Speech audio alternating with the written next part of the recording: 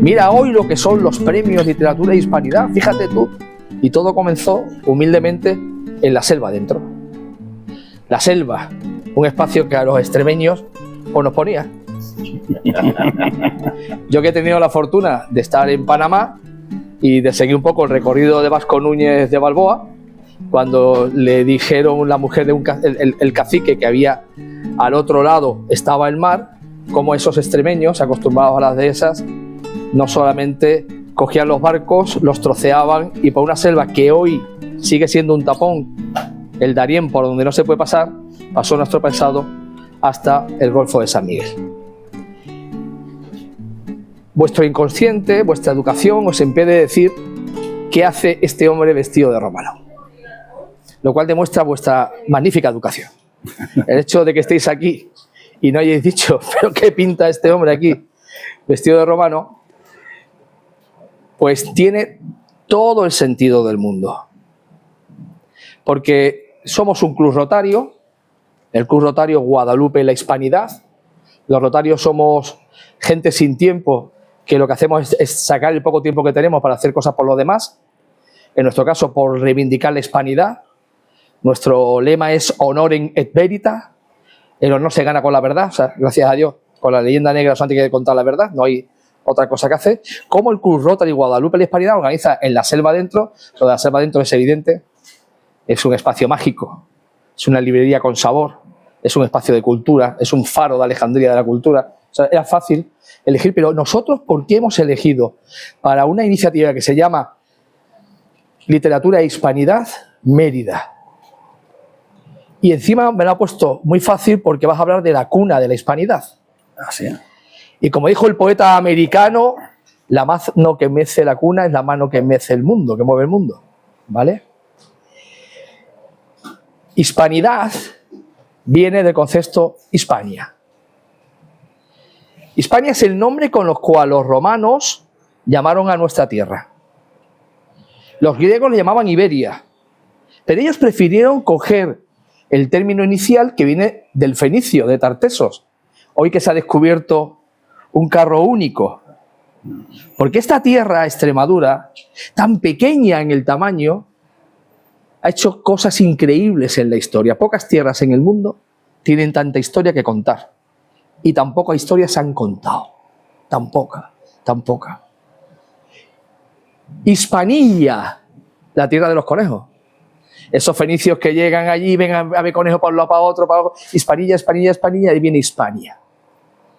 Los romanos tienen que entrar en España porque los íberos, nosotros, celtíbaros, etcétera, con Aníbal casi le destrozamos. Tienen que conquistar el oriente, lo que es la parte mediterránea, y nace la España Citerior y Ulterior.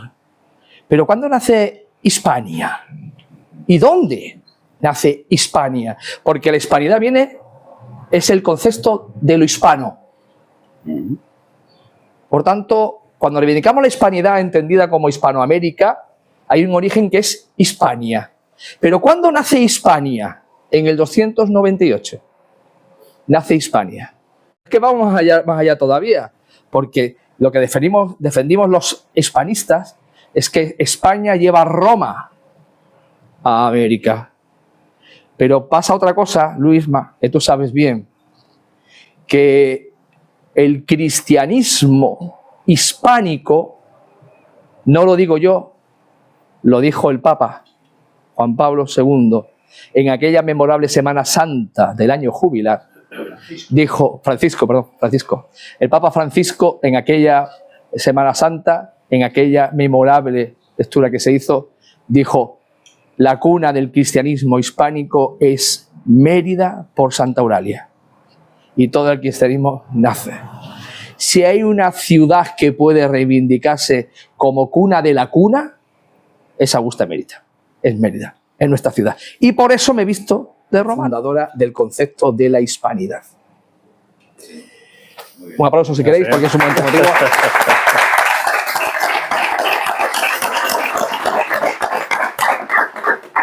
Me ha encantado lo que ha dicho una de nuestras voces famosas. Es famoso porque es el que te hace recoger los teléfonos móviles en el Teatro Romano. Quedan 5 minutos. Dilo de quedan 5 minutos. Para comenzar la representación, apague los móviles y no hagan fotos con más. Exactamente. Acaba de decir una frase que me encanta, y es que la gente a veces critica a personas como a mí, por ejemplo, por ser extravagante, por ser... Y él dice, estoy harto de la normalidad. Son la gente anormal, en el buen sentido de palabra, los que lo crean. Él y yo nos conocimos cuando empezaba todo esto. Ahora ya hasta hay gobiernos autonómicos que montan fiesta de hispanidad, pero en el año 2020 lo que pasó es que estaban tirando esculturas de Cristóbal Colón en todo el mundo sin que nadie dijese absolutamente nada, ¿eh? Cristóbal Colón, el actual, le llamamos nosotros, le dijimos, don Cristóbal, vamos a fundar un club para defender la hispanidad. Por eso el Cristóbal Colón, duque de Veragua, es presidente de nuestro club. Presidente de honor, evidentemente. No tiene tiempo de dedicarse a otras cosas. Y ya en ese momento, este hombre brujuleaba, de acuerdo que es un verbo muy extremeño, brujuleaba con esta idea. Nos fuimos conociendo, nos fuimos admirando, nos fuimos queriendo y hemos sido combatientes en esta historia. Y por tanto, él nos va a presentar ahora, él es un profesional, lo ha hecho todo con su bolsillo, todo una pasión por la ruta de los conquistadores, por todo lo que tiene que ver. Y ha acabado ya en un primer libro, cuando a su vez también nace incluso una asignatura que se llama Extreme Mestiza, que ya empieza a meter todo ello. Así que con ustedes, otro extremeño de los de siempre, los que no tenemos miedo al ridículo, los que nos sentimos orgullosos de nuestra historia, la contamos con humildad y sin complejos, y encima con unas imágenes que también ha hecho una extremeña. El autor con ustedes. Un fuerte aplauso. Muchas gracias, Jaime.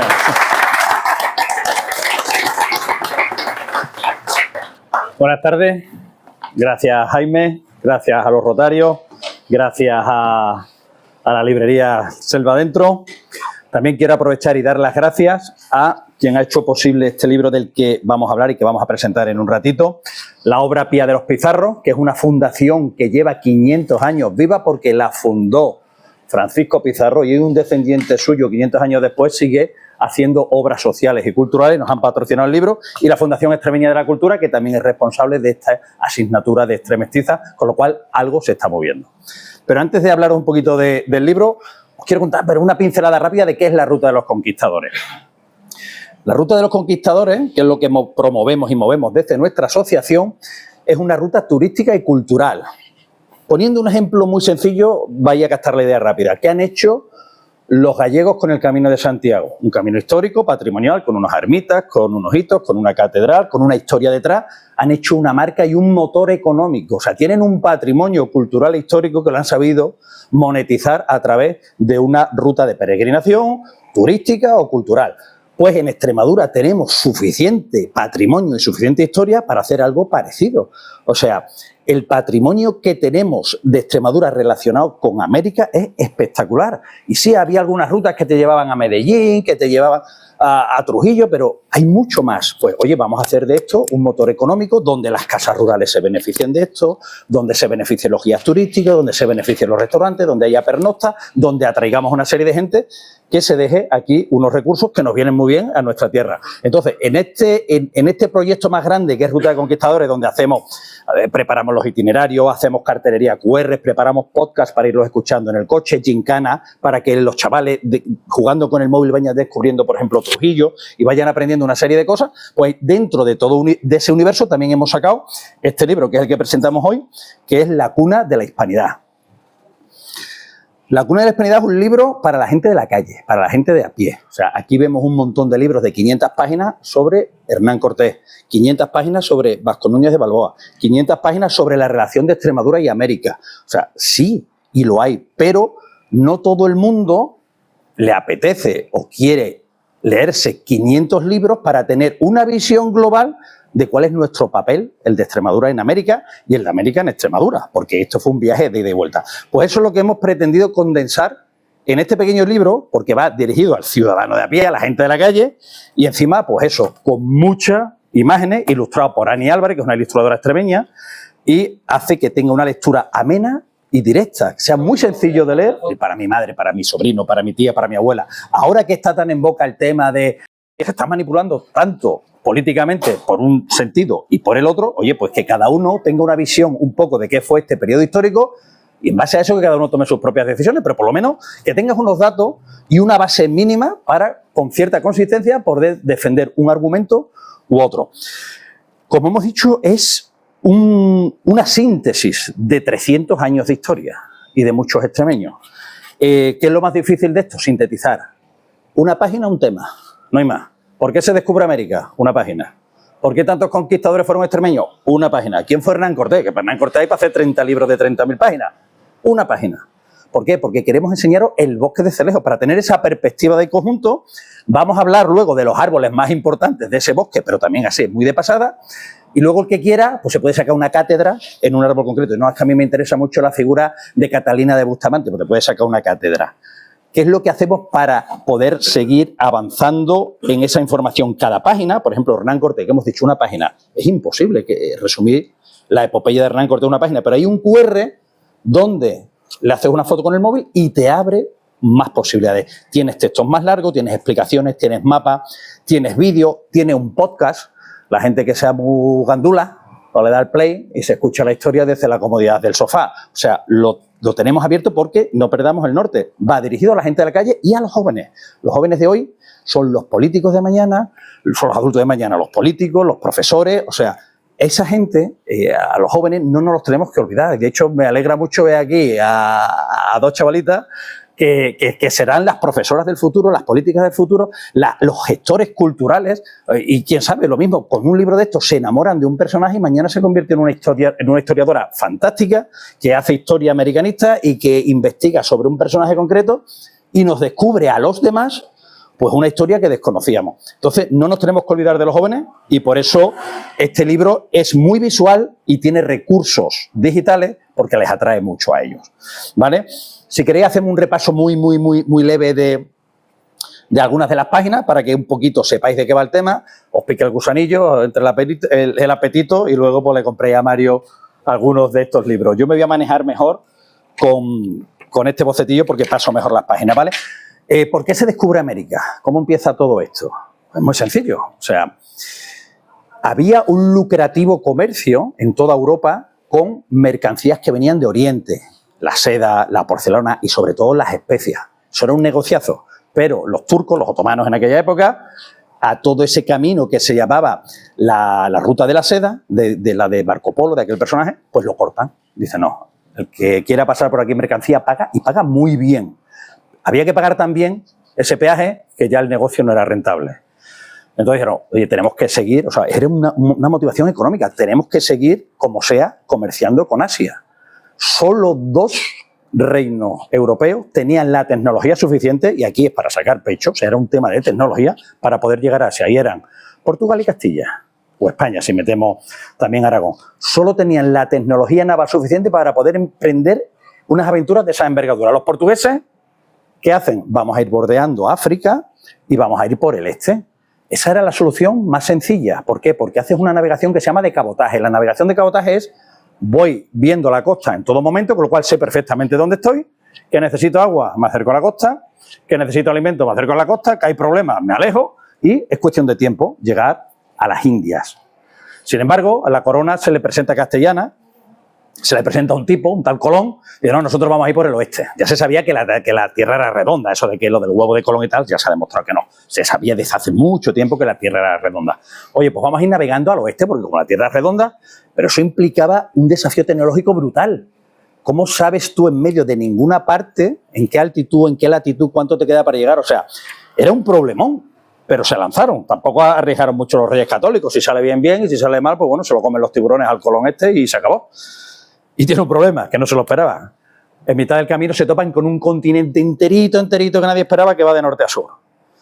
Colón pensó que había llegado a las Indias. Y de hecho él estaba convencido y murió pensando que eran las Indias. Pero los siguientes que van llegando allí dicen, pues esto no parece que sea el reino del Gran Khan, ni que sea Japón. O sea, ya se sabe que eso no son las Indias. Y era un problema, o sea, no era un descubrimiento, descubrieron América. Es un problema, nosotros queremos llegar a Asia y tenemos aquí este medio, este continente en medio que es un problema. Y empezaron a buscar como locos pasos al norte, pasos al sur. Eso que ha dicho es del Vasco Núñez de Balboa, lo que está buscando era un paso para atravesar toda esa mole de tierra e ir al otro lado. Pero en 1521 Hernán Cortés conquista Tenochtitlán y se da cuenta, oye, pues este es un imperio poderoso, aquí hay oro, aquí hay riquezas, aquí hay tal, y dice, a ver si el negocio va hasta aquí. Y no va a estar en Asia. Vamos a explotar esto. Y eso es lo que se hace. Y eso es lo que se hace, y ahí es donde toma un papel muy importante Extremadura. Extremadura no se concibe sin América, ni América sin Extremadura. Ahora muestro un botón. Casi todos. Tortilla, patata y gazpacho, seguro. O sea, un alimento más típico extremeño que la tortilla, patata y el gazpacho, y sin América no hay patata ni tomate. O sea, no está lo que nos, aparte de lo que nos define como extremeños. ¿Vale? Entonces, ¿por qué van tantos extremeños al principio? Pues aquí viene un poco la historia, es un efecto llamada. Colón, como navegante, era mediocre, tampoco era muy bueno. Los buenos eran los Pinzones, el Rodrigo de Triana, pero bueno, este era el que un poco se lanzó. Pero como gobernador era nefasto, ¿vale? De hecho, él esclavizó unos indios y se los trajo a Isabel la Católica. Isabel la Católica le da 2 collejazos que todavía se están escuchando en Barcelona. Le dice, ¿tú qué haces esclavizando a los indios? Estos son súbditos míos, como alguien que ha nacido en Soria, que ha nacido en León, que ha nacido en Salamanca, que ha nacido en Huelva. Estos son súbditos míos, mis súbditos no son esclavos de nadie. De hecho, cuando muere Isabel la Católica, dice en su lecho de muerte, en su testamento, cásense españolas con indios e indios con españolas. Por cierto, dijo que el testamento tenía que estar guardado en el monasterio de Guadalupe. Cuna de la Hispanidad. Otro motivo más. Bueno, pues Colón, como gobernante, mal. Lo quitan del medio. ¿Y a quién cogen? A uno de Cáceres. Nicolás de Obando. Si habéis ido a Cáceres, la torre esa tan emblemática que parece del Sin Castillo de Goña, esa era la torre donde vivía su padre, don Diego de Obando. ¿Qué hace Nicolás de Obando? Le dicen, oye, pues estas tierras las vas a gobernar tú a partir de ahora. ¿Y qué es lo que él hace? Un tío muy inteligente. Estamos hablando de 1502, estaba recién descubierto América. Monta una flota de 32 barcos. En aquella época 32 barcos es una flota grandísima. Y entre 1.500 y 2.500 personas. ¿Y qué es lo que hace? Replicar la sociedad castellana en las nuevas tierras descubiertas. ¿Qué se lleva? Ganaderos, agricultores, artesanos, albañiles, militares, se lleva gente noble, obviamente gente del clero. O sea, reproduce lo que hay aquí y se lo lleva allí. ¿Allí a dónde? Al Caribe. Solo se habían descubierto prácticamente las islas del Caribe. Entonces se asientan allí y ese va a ser el centro de operaciones para toda la historia que viene detrás. ¿Dónde recluta Nicolás de Obando a esa gente? Si él vivía en la zona de Cáceres. De hecho, su madre era de Brozas, que eran los Flores Lizaur, que ese linaje sigue vivo allí, sigue habiendo Flores Lizaur allí en Brozas. Pues cogió gente de la zona, muchos cacereños, muchos procenses, de Garrovillas de Alconeta se llevó a muchísima gente y esos son los primeros que se van allí. No les va mal, ¿y qué pasa? Efecto llamada. Oye, ¿qué tal te ha ido? Pues no me ha ido mal. Se lo dices a tu primo, al vecino, el vecino se lo dice al otro y el 20% de la población extremeña se va para allá. Y entonces eso es lo que hace que el 80% de lo que gestó América al principio estuvo hecho por extremeños, por ese efecto de llamada. ¿Cuál fue uno de estos primeros extremeños? Vasco Núñez de Balboa, de Jerez de los Caballeros. Pues este es uno de los que va por allí. Y este no empieza de cuidado. Este no empieza, se asienta en La Española. La Española es lo que hoy es República Dominicana y Haití, una isla en el Caribe. Y como buen tío de los Caballeros dice, pues yo voy a hacer una granja de cerdo. Pero se ve que la bellota del Caribe no es la misma que la de esa extremeña y que pues el tío se arruina. Y dos huracanes seguidos. También es verdad que arrasó la isla un par de veces. O sea, a él le quitaron los cochinos 2 huracanes seguidos. Sí. Se acabó endeudado. Arruinado. De hecho, tenía tantas deudas que le prohibieron abandonar la isla. O sea, debes tanto dinero que de aquí tú no te vas. O sea, que tú te vas pagando. Pero claro, este tío no estaba hecho ni para estar quieto ni para no prosperar. ¿Qué hace? Se mete de polizón en un barco de un tal de Alonso de Ojeda. Alonso de Ojeda hay un pueblo de aquí de Colonos que se llama así. Bueno, se mete en un barco de Alonso de Ojeda que iba a explorar lo que son las tierras continentales de lo que hoy es Venezuela y Colombia. Se mete de polizón con tan buena idea que dice, también me meto al perro, que va a estar calladito. El perro se llamaba Leoncico, que además ese perro era hijo de otro perro de Ponce de León, que es el que descubrió la Florida. O sea, que allí eran 4 y entre todos se conocían. De hecho, hasta los perros estaban emparentados. Pues en cuanto llevaban 4 olas, pues ya lo descubrieron con el perro y dice, pero vamos a ver, alma de cántaro, ¿qué haces tú aquí? Pues imaginaos cómo era este tipo y de la madera que estaba hecho, que no solo lo pillan, las leyes te permitían tirar a un polizón por la borda, o sea, estás condenado a muerte. Pues no, el tío le da la vuelta a la tortilla y se convierte en el líder de la expedición. Al Alonso de lo hecho por el lado y dice, aquí ahora el que manda soy yo, y el que mando soy yo. Llegan a lo que es hoy la zona de Panamá, van a la selva, atraviesan la selva, conocen al cacique Careta, de hecho este se empareja con una hija del indio, de aquí viene ya lo del mestizaje que dentro... Arayán, sí que luego hablaremos un poquito del tema del mestizaje. Y si tenéis la imagen mental, está Norteamérica, Centroamérica, Panamá es así como horizontal y ya viene América del Sur. Por eso, en esa horizontal iban bajando y llega un mar nuevo, el Mar del Sur, que era lo que iban buscando, el otro lado para seguir.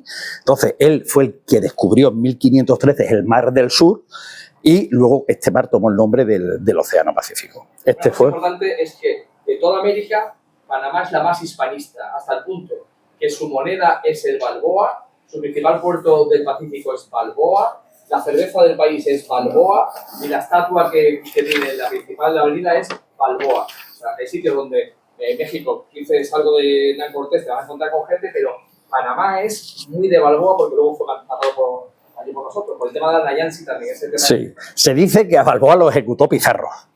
Luego hablaremos de entre pillos anda el juego y el que a hierro mata, a hierro muere. O sea, estamos hablando de una época en la que era normal conquistar por la fuerza y eso tenemos que tenerlo muy claro. ¿Qué personaje viene después un poquito cronológicamente? Hernán Cortés, de Medellín, todo el mundo más o menos lo conocemos, conquistador de México, conquistó a Moctezuma, la gran Tenochtitlán. Hernán Cortés era otro pillo también, de hecho estudió en Salamanca sabe que se lo pasó muy bien, le gustaban las mujeres, le gustaba vivir bien. Llega a lo que es el Caribe, a la Española, bueno, y de ahí muchos avatares, ya emprende una expedición hacia lo que son las tierras continentales, hacia lo que es México. Desembarca en México y lo primero que hace es barrenar las naves. No las quemó, como dice el dicho, pero las barrenó. O sea, aquí ya no hay marcha atrás, solo nos queda tirar para adelante.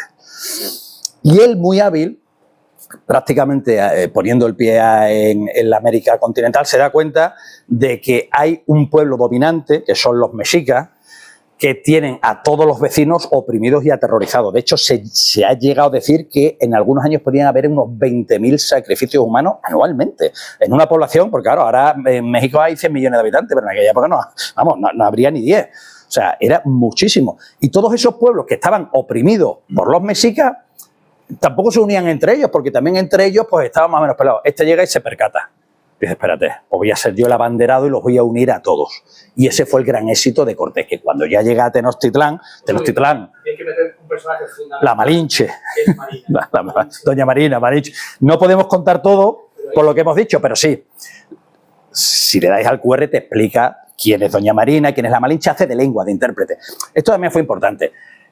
Tú desembarca en el México maya, allí se habla maya, él hablaba latín y español, Hernán Cortés no puede comunicarse con los mayas, pero se encuentra allí un tío perdido andraoso, que era Jerónimo de Aguilar, y dice, ¿tú quién eres? Y dice, no, yo naufragué hace 7 o 8 años y me he quedado a vivir con estos y he aprendido el maya y hablo el español, y dice, bueno, va a venir de miedo.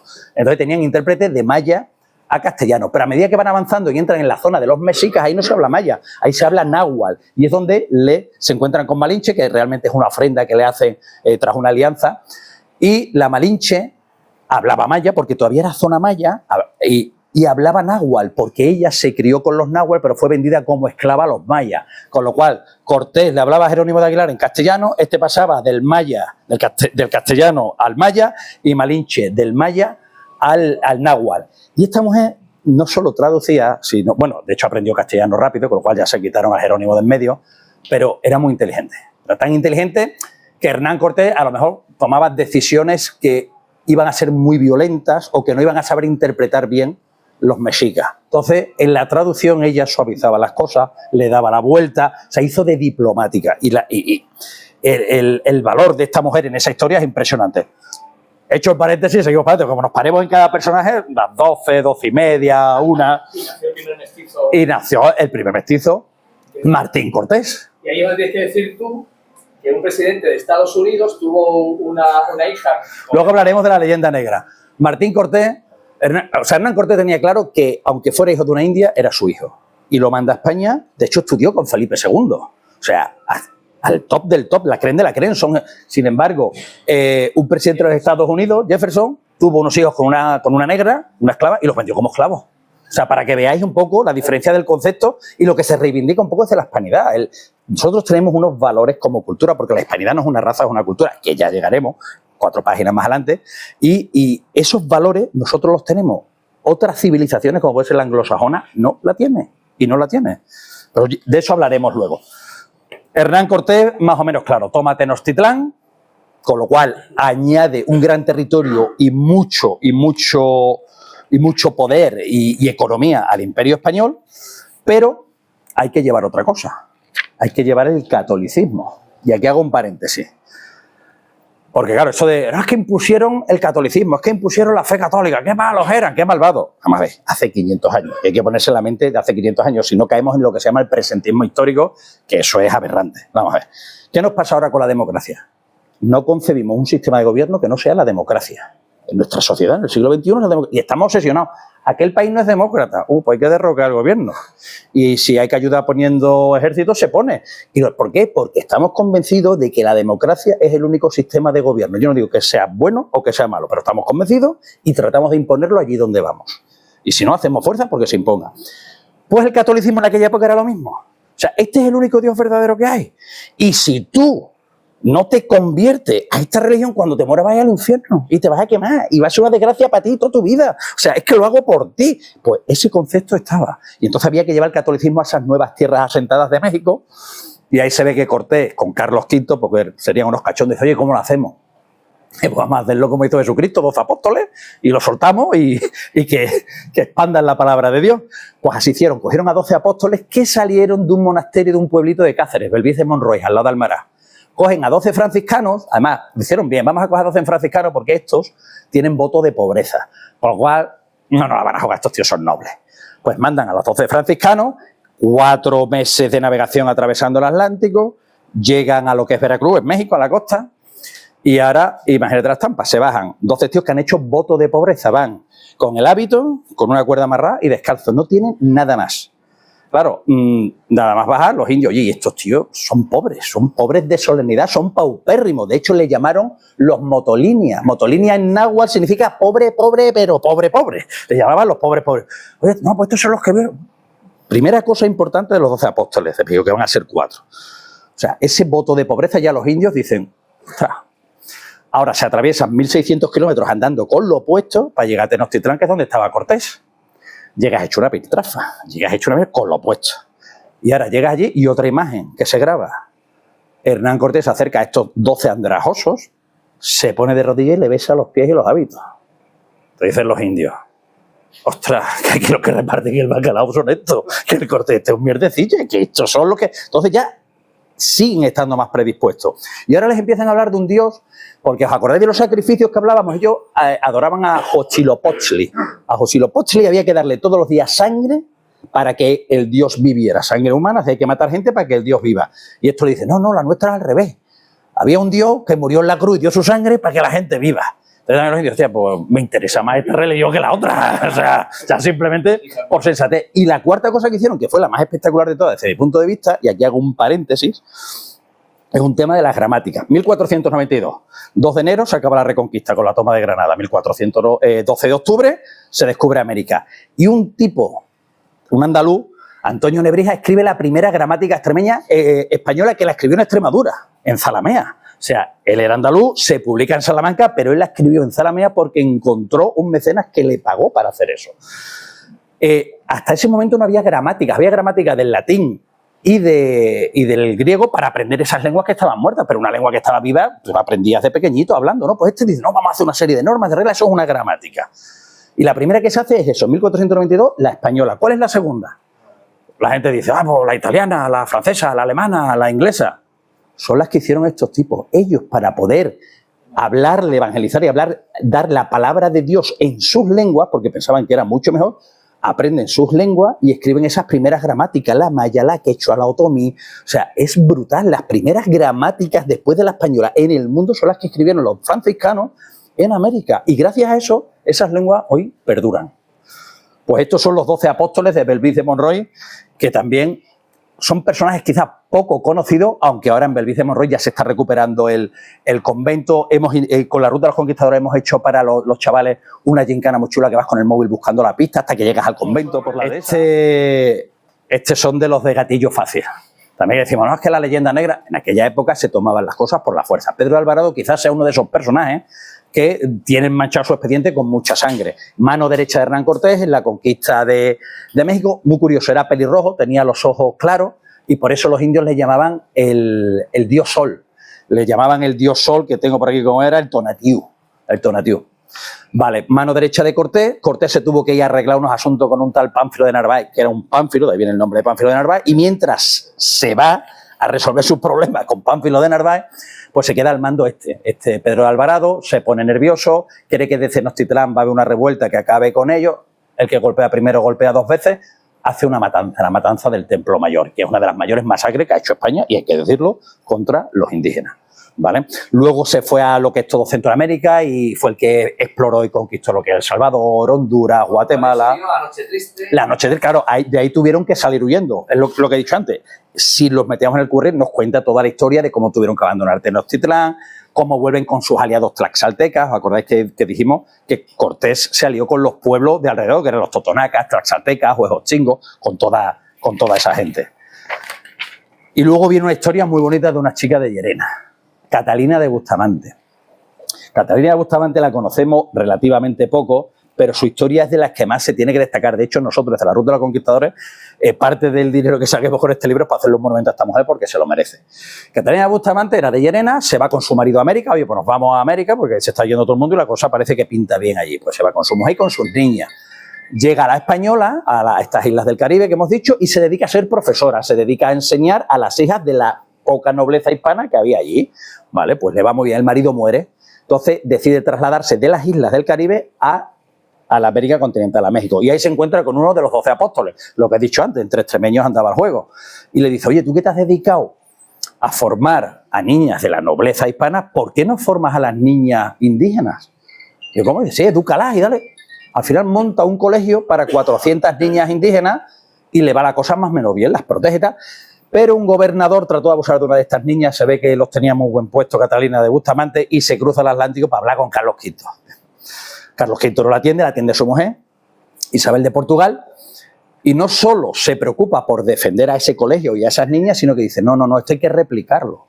Y le manda un cuerpo de maestras para que siga con esa labor, pero extendida, y monta 10 colegios para 4.000 niñas indígenas. Y por eso a Catalina de Bustamante, esta natural de Llerena, se le llama la primera maestra del Nuevo Mundo. Fue quien llevó allí la educación universal y para todos.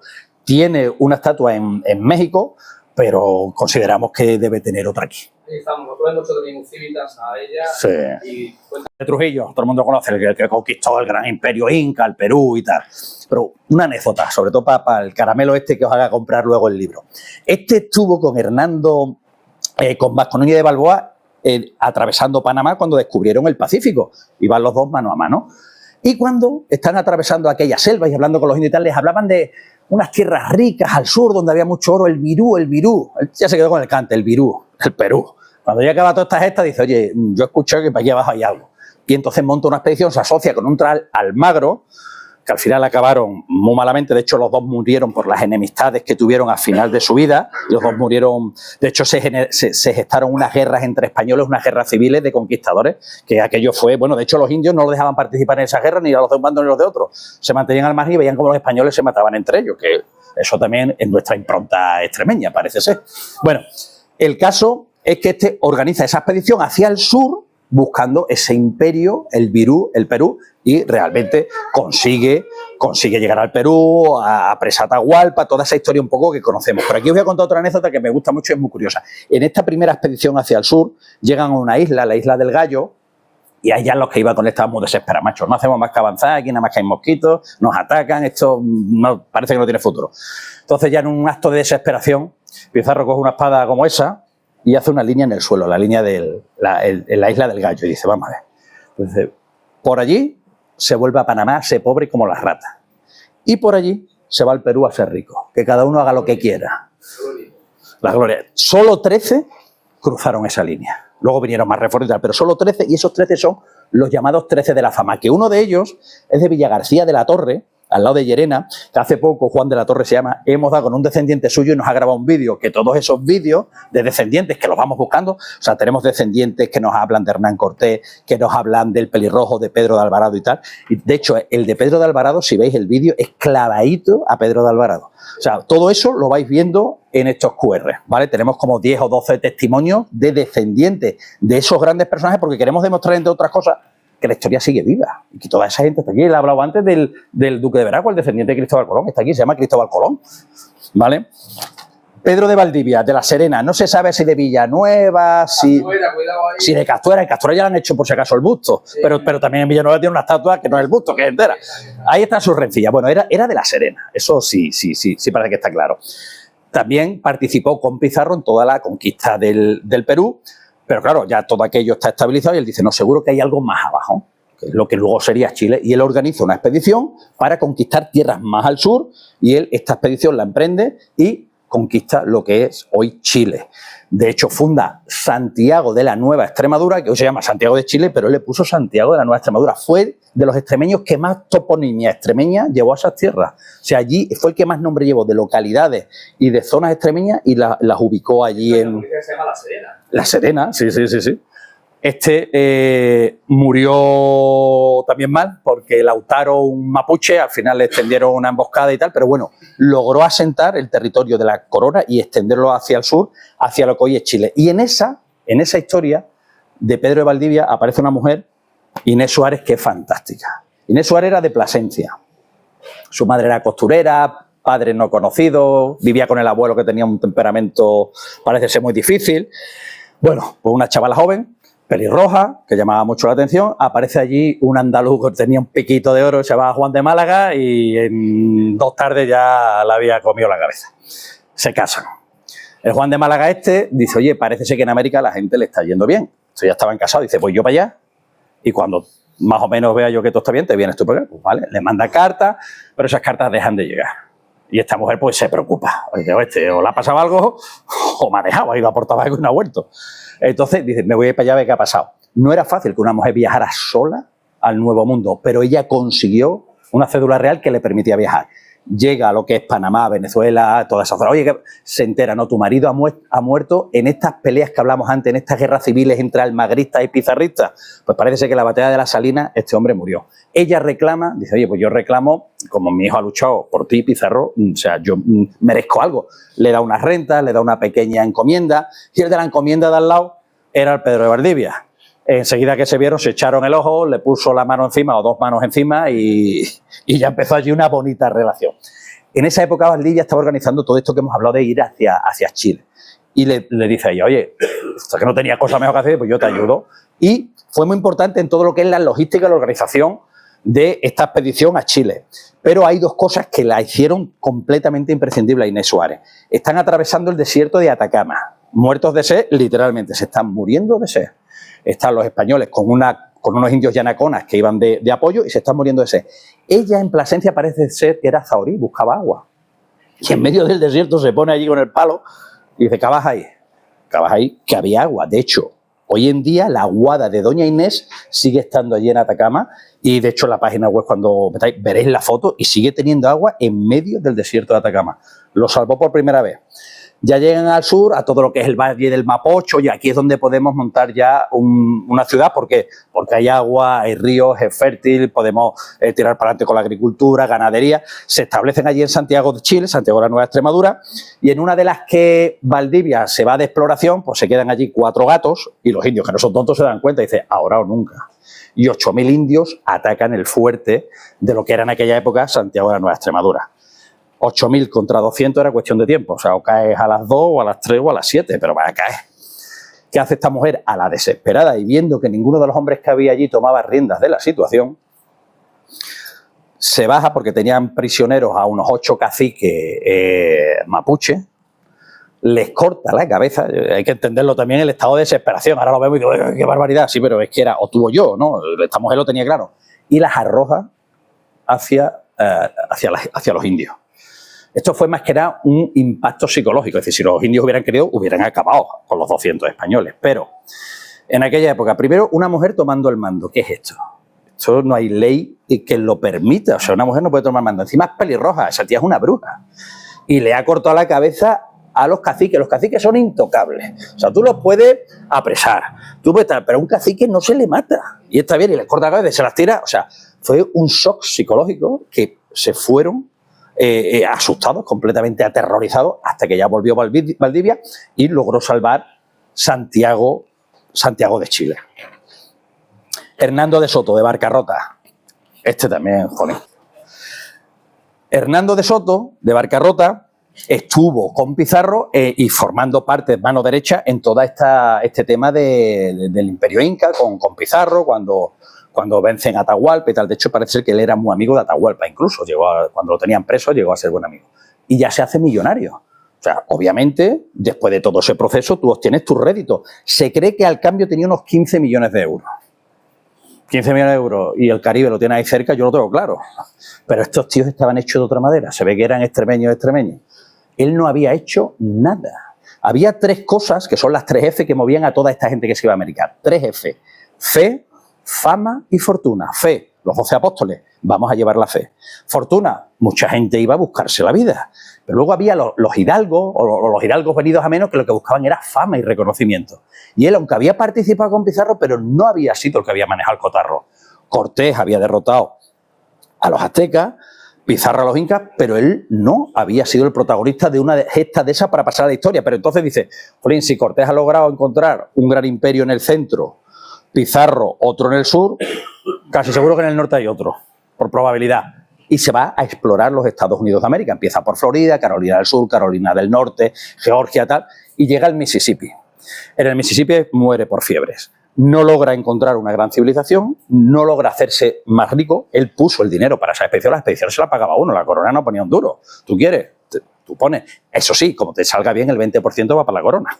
O sea, el quinto real. Bueno, pues este hombre fallece allí y no consiguió pasar a la historia por conquistar un imperio, pero fue el explorador de los Estados Unidos de América. La primera Navidad en Estados Unidos de América la celebró Hernando de Soto. Hernando de Soto en Estados Unidos sí es muy apreciado, como ha dicho que hay un coche, podéis ver uno en Villanueva de la Serena, el de las tiendas Pavo, tiene un museo del vehículo y tiene un de Soto. General Motors sacó un coche, una línea que se llamaba de Soto en honor a este hombre. De hecho, el chevron, el logotipo que va delante es la cabeza del conquistador con su morrión, que es como el casco este. O sea, y son unos coches preciosos. Hay un billete de $500, que ahora solo tienen coleccionistas. Hay colegios, calles, está el de Soto Trail, que es una ruta histórica y turística para conocer. En Bradenton hacen una fiesta. Hay muchísimo. Es más, para que os dé una idea, el pelirrojo, el Trump, cuando lo hacen presidente, en el Capitolio, suntuoso y tal, este lo hicieron presidente bajo la mirada de Hernando de Soto. En el friso del Capitolio hay un relieve del entierro de Hernando de Soto en el Mississippi y hay un cuadro también de Hernando de Soto con las tribus americanas. Y cuando este juró el cargo allí en Estados Unidos, y el que conozca se fía en la foto y mira, a los pies de un extremeño, como no podía ser de otra manera. ¿Vale? Pues Hernando de Soto, también un personaje espectacular. Entonces se descubrió del Mississippi. Descubrió el Mississippi. Hubo uno que lo vio antes, que era el de Centenera. Claro, también tenía que ser extremeño. Si no es extremeño no vale. Porque este fue el primero que bordeó todo el Golfo de México y lo cartografió. Entonces él vio lo que es la desembocadura. Y entonces le han hecho ahora una estatua preciosa en Aldea Centenera. Se llama Alonso de Pineda. Alonso de Pineda. O sea, él fue el primero en atravesarlo y, por así decirlo, en descubrirlo en su majestuosidad. O sea, tú ves desembocar un río, bueno, ha sido el primero en verlo, que de hecho este Alonso de Pineda, cuando estaba cartografiando el Golfo de México, se encuentra con Cortés, que acaba de desembarcar. Y casi se da, ¿no? Que se tuvo que ir a Alonso de Pineda. Y tú de aquí te vas porque esto me toca a mí, ¿sabes? O sea, para que os hagáis una idea. También de Llerena, López de Cárdenas descubrió el Cañón del Colorado. Y no lo sabemos muchos extremeños. Un tío de Llerena fue el primer tío que llegó al Cañón del Colorado. Una expedición que iban haciendo por California, pues al final con Coronado, llega, le daba soporte por barco un tío de Trujillo, o sea, un marinero de Trujillo, le iba dando soporte por la costa californiana y estos iban andando por dentro a ver si descubrían algo, para que os hagáis una idea, uno de Trujillo en el barco dándole soporte a uno de Llerena que descubre el Cañón del Colorado. Y por 60 kilómetros no se cruza con Hernando de Soto que venía de la Florida, cruzando el Mississippi. O sea, es brutal, 4 tíos en tantos kilómetros y allí estaban. Alonso de Mendoza fundó la paz en Bolivia. Este es de Garrovillas de Alconeta. ¿Os acordáis que muchos de los que se fueron al principio eran de Brozas, de Cáceres, de Garrovillas? De Garrovillas se fueron tantos que le llamaban los Garrovillas. Este era uno de ellos. Otro trujillano que también mencionamos en el libro, Francisco de Orellana, el que recorrió todo el río Amazonas. Habían empezado por los Andes buscando el país de la canela. Esta gente iba a hacerse rico. La canela era una especia que era lo que movió todo desde el principio. Acordaos, queremos ir a las Indias por especias. Oye, pues dicen que por allí hay canela por la selva. Allí no había canela ni nada, pero se meten. Se meten, que ya llegan a un río, no hay marcha atrás porque las montañas son muy abruptas. Oye, vamos a seguir río abajo. Fíjate cómo son estos tíos, pero necesitamos un barco, nos llevaban un barco. Pues cortamos madera, fundimos las hebillas de los cinturones para hacer clavos, nos quitamos las camisas y las cosemos y hacemos una vela y se montan un barco. Y se hacen los 5.000 kilómetros del Amazonas en los barcos que ellos habían hecho. Que dice, ostras, que voy un crucero por el Amazonas. Si te ponías a la derecha, te atacaban los indios de aquí. Si te ibas a la izquierda, te atacaban los indios de aquí. Dice, pues nos vamos a pegar un chapuzón, pues ahí están las pirañas esperando. O sea, aquello fue una auténtica odisea, hambre, sed, ataques por todos lados. De hecho, hubo un momento en que le atacaron unas tribus de indias, de mujeres, que ellos las identificaron con las amazonas de la mitología griega. Oye, son unas mujeres guerreras y tal, como las amazonas que describían los griegos en la mitología. Y de ahí viene el nombre Amazonas, aunque en principio este río no se llama Amazonas, se llamó el río Orellana en honor a Francisco de Orellana. Esta gente estaban formadísimos, ¿eh? De hecho, sigue allí todavía Francisco de Orellana, porque ya se lo hace para abajo. Cuando ya llegas a la desembocadura, ahora tienes que volver al Caribe a decir que has llegado. ¿Sabes? Llega arriba y dice, no, para me lo voy a hacer para arriba, porque seguro que hay algo. Se llevó a la mujer, formó otra expedición y todavía sigue por allí el hombre. O sea, no acabó bien. De hecho, aprovecho para deciros, ¿acordáis que hemos comentado que la Fundación Obra Pía de los Pizarros patrocina este libro? Don Hernando Orellana Pizarro, que es con quien he estado hablando para hacer, es también descendiente de Francisco de Orellana, para que veáis lo viva que sigue la historia y estos linajes. Diego García de Paredes. Aquí hay dos. La gente lo confunde. Hay un Diego García Paredes padre, que para mí es un personaje excepcional, son los dos de Trujillo.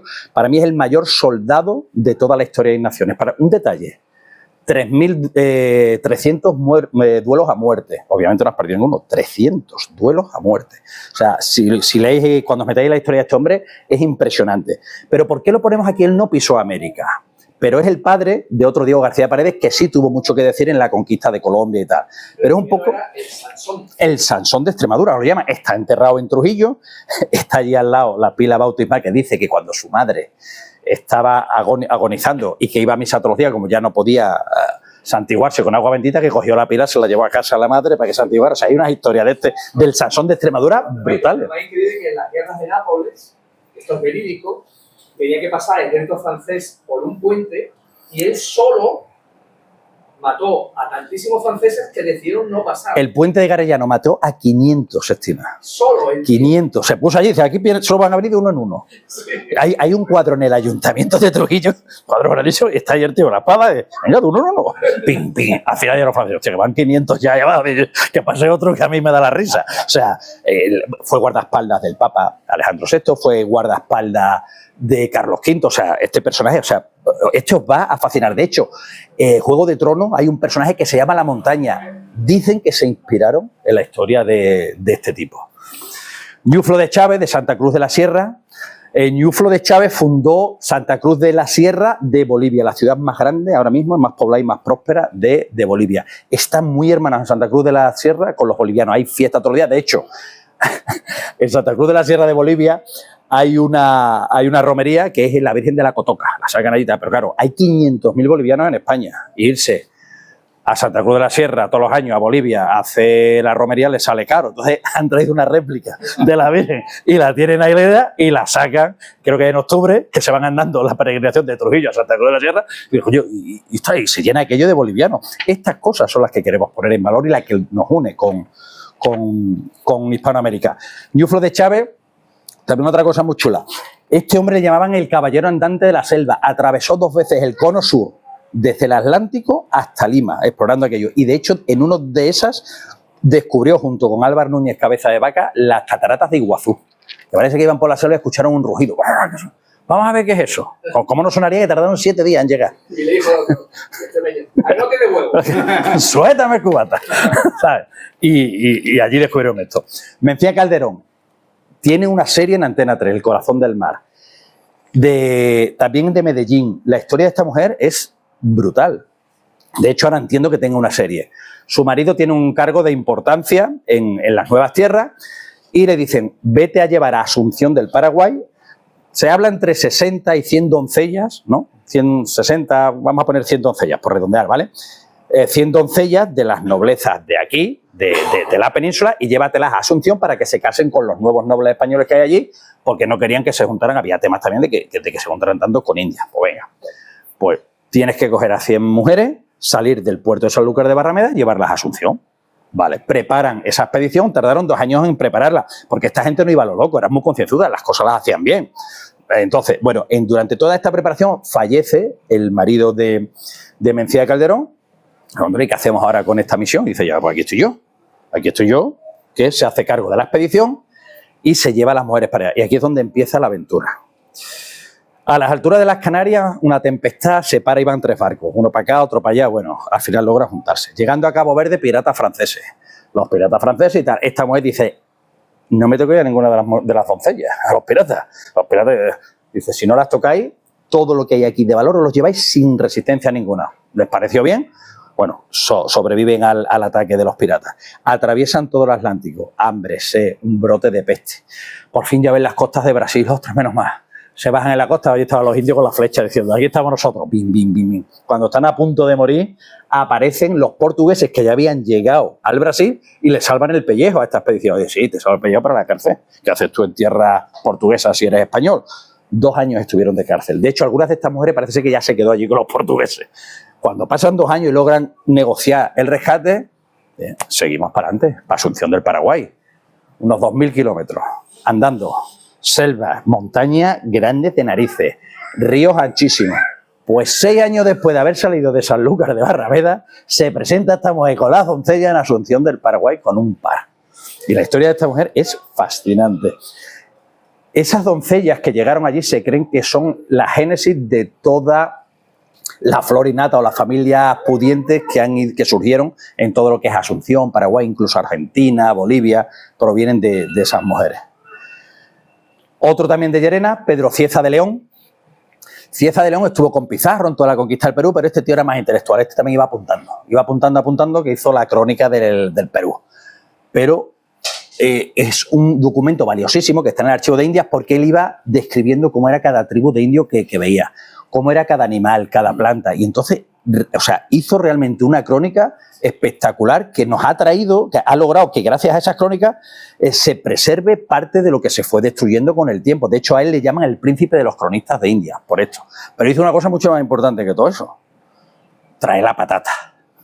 Este fue el que trajo la patata de América a Europa. Si hubiera traído la lioli ya le hacemos 12 de la ola, ¿sabes? La patata, la solanacea, parece ser, no, es un hecho cierto, que las producen cultivándolas en las becas del Guadalquivir en Sevilla. Ajá. Gente extremeños y por medio, Sí. demostrado que todo el bloque de solanacea, patata, tomate, Ajá. pimiento, Entra por ahí. es un elemento fundamental. Sí.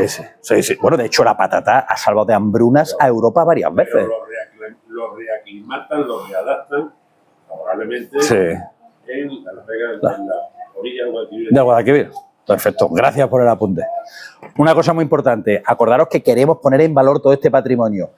Julio Mena, de Llerena, ha encontrado la casa de Cieza de León, de la que partió este personaje, la ha restaurado y ha hecho una casa rural espectacular, que tiene piscina, por cierto, y ha puesto en valor este patrimonio. O sea, dormir en un sitio así te pone los pelos de punta si te gustan este tipo de historias. Y esto es lo que vamos promoviendo aquí, que hagamos de todo esto un motor económico.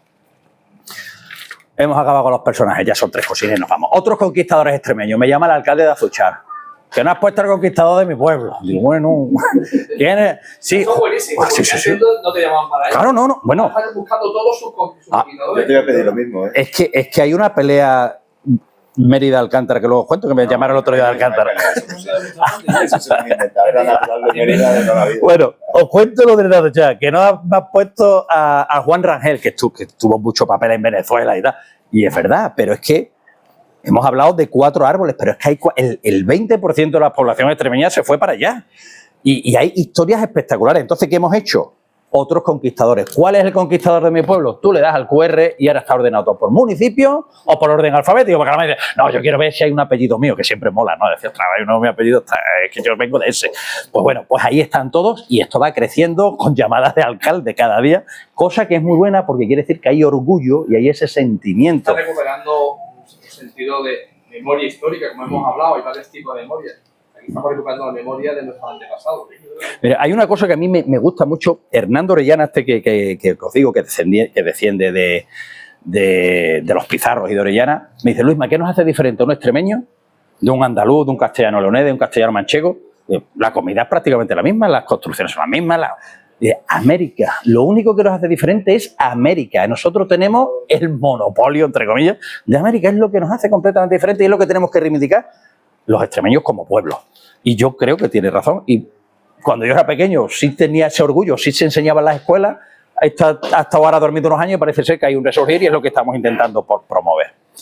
¿De qué más cosas se habla en el libro? Pues cosas tan fantásticas como el mestizaje. Esto fue una disrupción brutal que le explotó la cabeza a media Europa. O sea, los otros reinos europeos, lo normal en aquella época es que si tú conquistas a un pueblo lo sometes y lo exterminas o lo esclavizas, pero lo que dijo Isabel la Católica y que luego la ley de Burgos, no, te mezclas y lo asumes como propio. Esa gente son tan españolas como tú. O sea, eso fue brutal. Y de ahí surge La Escuela de Salamanca. la Escuela de Salamanca. Papa León.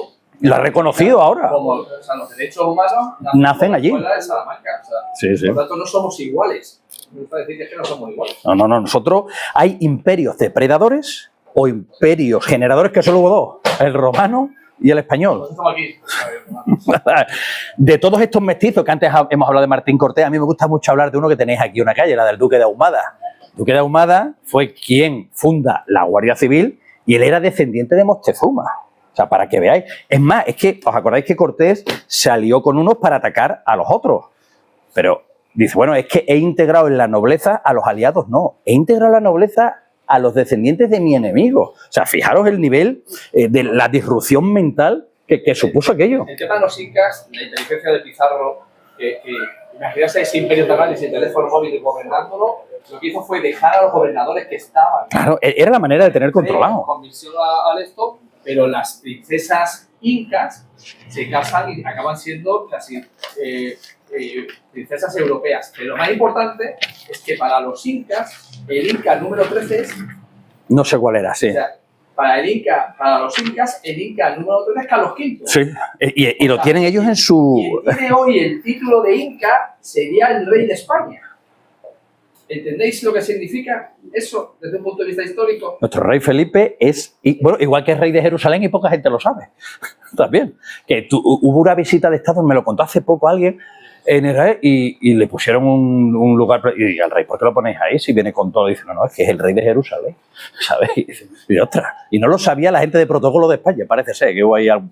Bueno, mira, una de las mestizas que ha comentado, Francisca Pizarro Yupanqui, hija de Francisco Pizarro, el conquistador, y de una princesa inca, para que veáis el tema del mestizaje y de cómo se integraron esas élites en la alta sociedad española.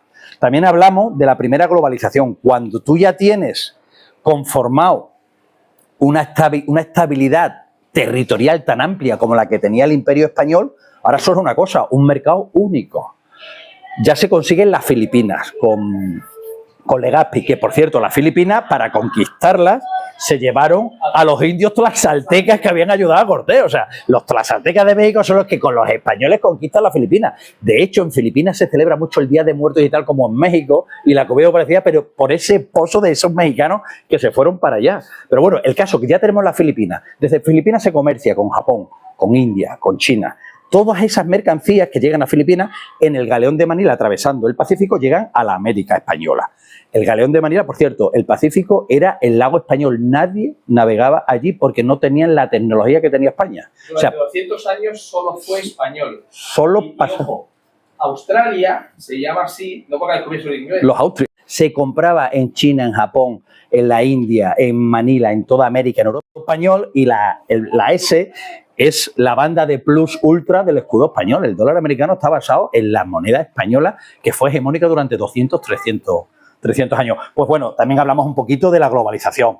Hablamos de los productos de los dos mundos, las cosas que vinieron, que fueron las de la patata, que hemos hablado de la tortilla. Fueron y vinieron tecnología. Llevamos el español, pero también vinieron palabras de allí, como tiburón, hamaca, huracán. Muy importante. No se destilaba, no había alambiques, no podías hacer licores. El primer alambique se lo llevó un tío de Zafra, que se llamaba Hernando Enrique, que iba con Pizarro y tenía que ser un borracho de narices para decir, yo no me llevo el alambique y la espada si me cabe, vale. Y si no, no. Y el primer pisco que se destiló fue un tío de Zafra, y ahora se están peleando los chilenos y los peruanos a ver quién es el dueño del pisco. Y yo, no, pues Zafra. Soy de Zafra, por eso lo digo. La cuna de la hispanidad, ya hemos hablado en todo este episodio, es muy importante, Guadalupe. Guadalupe era el centro espiritual de todo esto. De hecho, el sí quiero, por así decirlo, los reyes católicos lo dieron en Guadalupe. Todos estos que se iban a América pasaban a ver a la Virgen de Guadalupe para encomendarse a ella, porque sabían que se jugaban el pellejo. Y cuando volvían, le daban las gracias. De hecho, hay un exvoto de un alacrán de Hernán Cortés que le picó un alacrán de esos malos, malísimos, y el tío no se murió porque estaba hecho de otra madera y sabía que si te picaba ese alacrán te moría, y él mandó a hacer una joya de un alacrán que se ha perdido y ahora lo que han mandado es una réplica y está allí en Guadalupe, por ejemplo. Pero Guadalupe es el centro de todo esto y la cuna de la hispanidad, que la hispanidad no es una raza, es una cultura que está unida sobre todo por nuestra lengua común, el castellano. 600 millones de personas hablando el mismo idioma. Eso es tan importante porque tu forma de hablar moldea tu cerebro y moldea tu forma de ver el mundo. Y todos los hispanos vemos el mundo de la misma manera. O sea, el pozo católico, aunque ahora no seamos católicos algunos, pero ese pozo queda. La familia es importante, el respeto a los mayores, el celebrar, el vivir en la calle. A lo mejor no somos católicos, pero la Semana Santa nos encanta la fiesta. O sea, ese pozo queda y lo tenemos compartido con sus matices en todos esos 22 países que conforman la hispanidad. Luego al final tenemos un poquito de hablando de la leyenda negra, pero desmontando con datos pequeños puntos, ¿no? Cosita. ¿Los españoles robaron el oro? No. Y pongo, si queréis, solo ese ejemplo. Los españoles sacaban al año, en volumen, para que tengamos una imagen, un microondas de oro. Eso es lo que sacaban los españoles al año de América. De ese microondas, el 80% se quedaba en América para hacer colegios, universidades, puertos, calzadas, acueductos, hospitales, y el 20%, que hoy pagamos el 21%, que es más, ese 20%, que es el quinto real, se iba para la corona, pero para mantener los gastos de la corona. Por ejemplo, se respetaban las lenguas nativas. Entonces, si tú querías pleitear en España en tu lengua nativa, en el quechua y tal, había una red de traductores de todas las lenguas del imperio para tú poder pleitear contra la corona, y eso tenía un coste. Para eso iba ese 20%. Pues bueno, aquí un poco repasamos un poquito el tema de la leyenda negra. Luego incluimos una línea del tiempo para poner todas estas historias que hemos contado un poco cronológicamente. Hablamos de Carlos V, que falleció en Extremadura, no era extremeño, pero casi que lo parecía. Y luego hablamos también de Fernando el Católico, que tuvo mucho que ver en la gesta americana, pero pocos sabemos que murió también en Extremadura. Y no se va a la zona de La Serena. Y el profesor, que sí sabía, te decía, contar esta historia para que los niños lo sepan. Y dice, a ver, ¿alguno de aquí sabe dónde murió Fernando el Católico? Y levanta uno la mano. Dice, en el Pajar de mi abuelo. El Pajar del Abuelo, la casa de Santa María, que es donde murió Fernando el Católico, hasta hace poco fue el Pajar del Abuelo. Ahora es un centro de interpretación que se puede visitar y que está muy chulo porque te cuenta cómo cambió el testamento. El Pajar del Abuelo, para que veáis que tenemos historia en cualquier esquina. Pero molesta un poco, habiendo escuchado a Gemma y a ti, estas últimas puntualizaciones, que en ese panel, sí, que ahora aparezca, porque la unidad de España, sí, con los visigodos, vuelve en la batalla de la Albuera de Carija. Cuando Juana la Beltraneja, sí, pierde sus derechos y se impone esa de Medellín, sí, y acaban ahí, sí, en el lavadero, en la Albuera de Carija, sí, esa 1469, esa es la unidad de España, sí, que realmente, bueno, y en Casa Trastámara termina luego en Isabel la Católica, sí, empieza ya la otra, y claro, y curiosamente, cuando 3 siglos antes, Alfonso IX de León avanza hacia el sur, no viene por llevar la espada ni la cruz ni puñetas, viene para buscar pastos de invierno para las ovejas. Sí, para todo el tema de la meta. Ramón Carante en Carlos V y sus vaqueros, sí, sí, muy detenidamente. Sí, en 1220 y tanto, Montánchez, Cáceres, Mérida, los Mugos, llegan hasta... Luego, si quieres, te cuento por qué son los que hemos puesto ahí, que no implica que no estén Alcántara, como está Zafra, o sea, hay más, pero patrimonialmente, o sea, vamos a ver, es una ruta turística, con lo cual al turista hay que darle sitios donde echarse una foto. Joder, o sea, Mérida Sí, pero Mérida romana no, pues, las fotos se las echan, o sea, claro, muy bien. Claro, sí, pero en Zafra... Ríndete, siempre es No, que están todos. Que se repita en la América Latina. Bueno, sí. De hecho, tenéis el monumento. Que tenéis el monumento a las Méridas del mundo. Don Antonio Vélez, el alcalde mayor de la ciudad. Dice que sí. Ríndete. Que para nosotros es encantado porque pertenecer a la ruta nos supone ingresos para seguir costeando cosas. O Se sea, encargará de hablar con el alcalde para que... Porque además tenemos un personaje mañana. fundamental, que es uno de los supervivientes. Hernando de Bustamante. Eso es lo que iba a comentar antes. Hernando de Bustamante, uno de los pocos que sobrevivió a la vuelta al mundo, era de Mérida. Hemos perdido una oportunidad enorme, hemos hecho algunas cositas, evidentemente, hay que reivindicarlo. pero somos muy... necesita su estatua y su espacio y su sitio, porque es que fue de los primeros que dio la vuelta al mundo completa. Una estatua por la herramienta de barbero, que era lo que... Sí, porque era el barbero cirujano. De los 20 que... Barbero cirujano, que sí. digamos, diplomático, de interlocutor del Cano con Carlos V. Sí, él fue, bueno, que fueron de los 17 que dieron la vuelta al mundo. Y luego tiene otro personaje en Mérida que supongo que está No hay más. Francisco Alcalá, que acompañó a Pizarro. Sí. De Perú y lo fundó ciudades. Por eso hay otros conquistadores. Claro, es que si por esto al final se muerto 8 de 500 folios que no queríamos hacer.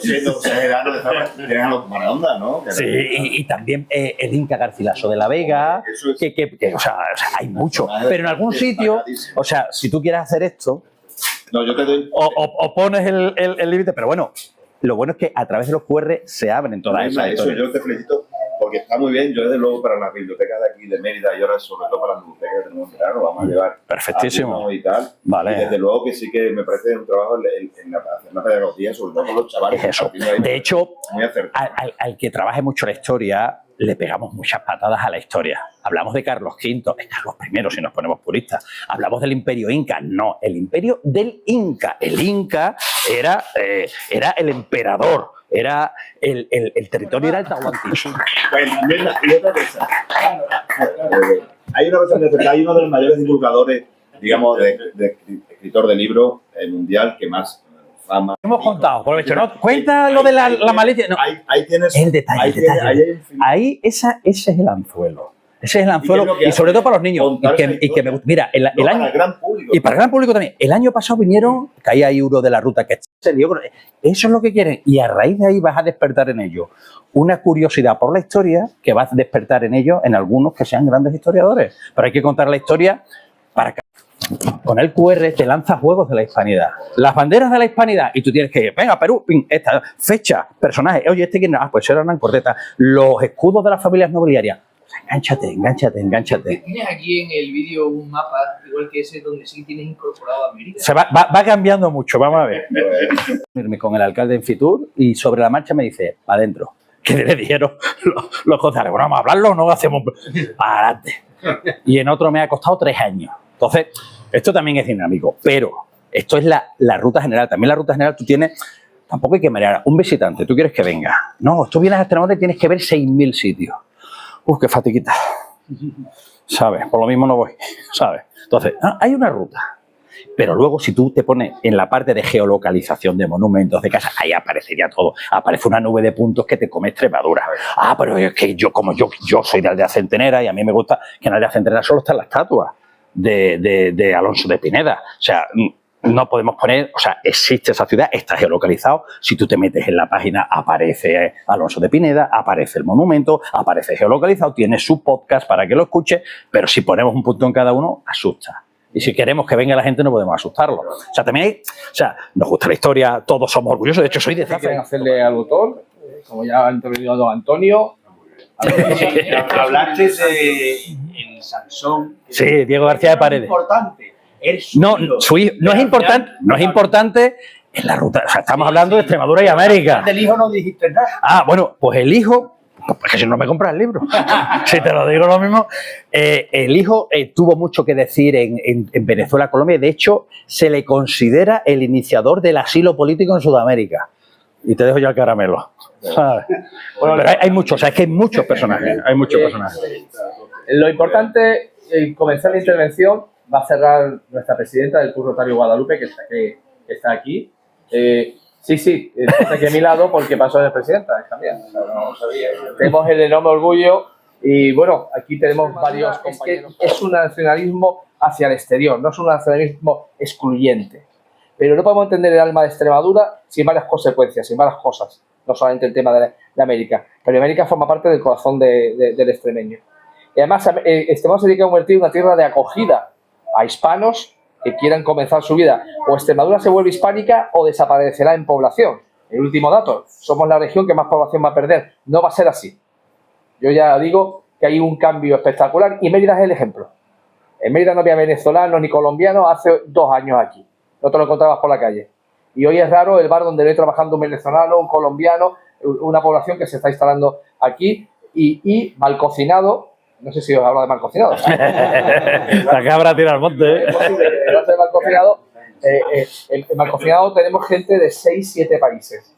Y la piscina este verano se abre porque un chico de origen boliviano ha decidido abrirla. Porque los nuestros no la van a abrir ya. ¿Vale? Y todo eso. Entonces, la gratitud enorme por tu labor que estás haciendo. Este libro tiene que llegar a los colegios, a los niños, todo.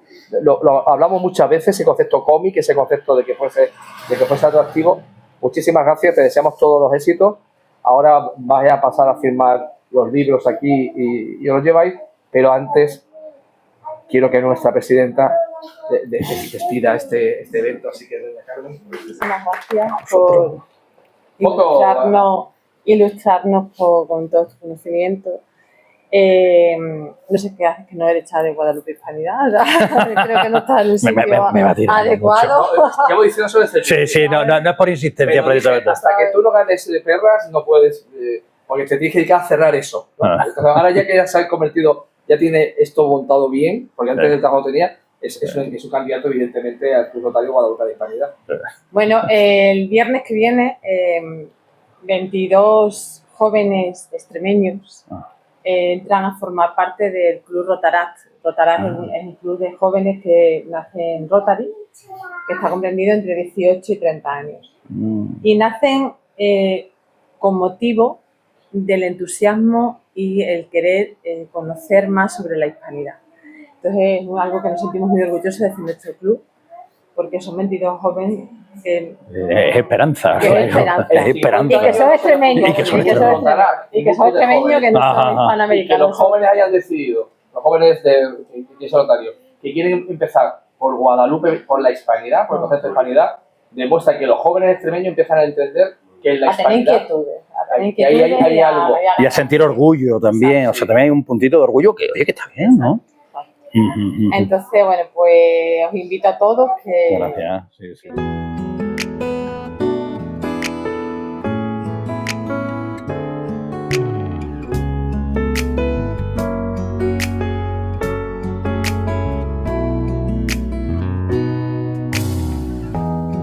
햇살이 너무 좋았어 그냥 모두 좋았어 널 만나서 모든 게 다 잠에서 깨어나서 휴대폰을 먼저 보게 돼 참 많이 변했다는가